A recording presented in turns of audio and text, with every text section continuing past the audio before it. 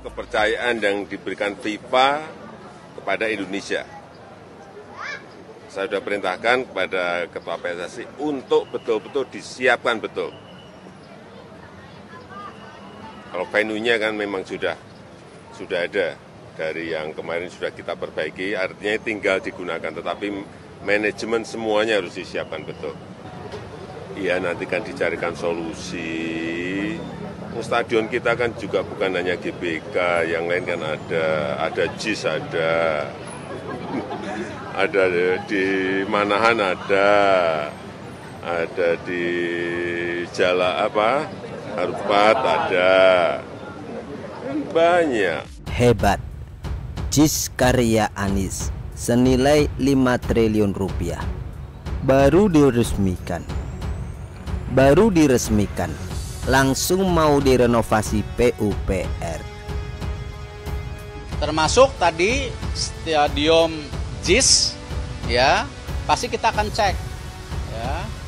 Yang pasti menjadi catatan kemarin kendalanya itu parkir sama akses penonton yang harusnya ada 4 pintu baru terbuka 1 pintu.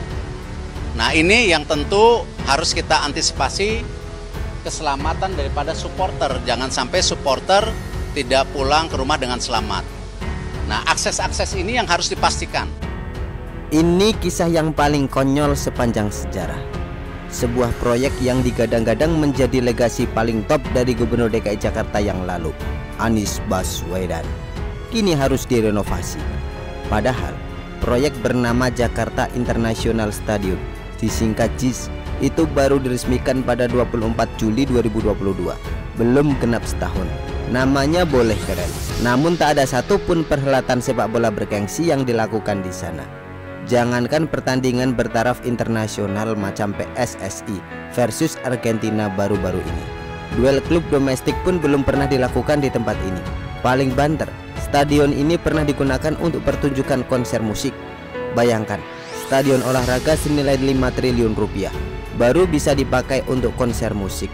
Itu pun penonton banyak yang kecewa karena kesulitan saat pulang.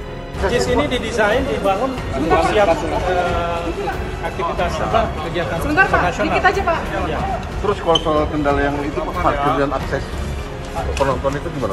Nah itu kita terus bangun, kita terus lengkapin aksesnya supaya bisa ini. Ya. Yang terang saja jika hasil inspeksi tim infrastruktur safety dan security PSSI disebut bahwa JIS belum memenuhi kelayakan 100% infrastruktur, area drop-off tim, sirkulasi aktivitas terkait pertandingan di outer perimeter, menumpuk di barat utara. Alhasil, setahun belakangan ini, JIS hanyalah sebuah bangunan megah yang mentereng dan menjadi hiasan saat malam tiba bagi pelintas tol Tanjung Priok Bandara atau Grogol. Tak pernah ia menjadi pilihan untuk sejumlah pertandingan bergengsi PSSI. Untuk betul-betul bisa melaksanakan pengamanan dengan standar internasional, beberapa waktu yang lalu kami sudah mengundang para instruktur dari Inggris saat itu, dari University untuk memberikan pelatihan. Beliau-beliau adalah ahli-ahli yang sangat memahami bola dan pengurus-pengurus yang selalu ikut dalam pertandingan internasional. Jangankan menjadi pilihan, disebutkan pun tidak. Stadion Bandung Lautan Api di Bandung, atau Wibawa Mukti dan Chandra Bahaga di Bekasi, dan Pakansari di Cipinang Bogor yang menjadi pilihan selain Stadion Utama Gelora Bung Karno di Senayan, Jakarta. Nah, pekan-pekan ini beredar luas kabar bahwa Indonesia terpilih oleh FIFA menjadi tuan rumah World Cup U17 yang akan diadakan pada November 2023. Indonesia pun harus menyediakan puluhan stadion untuk ajang tersebut. Jika pejabat yang membangun JIS ini becus dan kompeten mulai dari perencanaan hingga eksekusi, tentulah Jakarta punya 2 venue untuk ajang ini. Beruntung, Presiden Joko Widodo akhirnya turun tangan memerintahkan renovasi atau perbaikan mega proyek yang gagal itu agar dapat dipergunakan sesuai peruntukannya.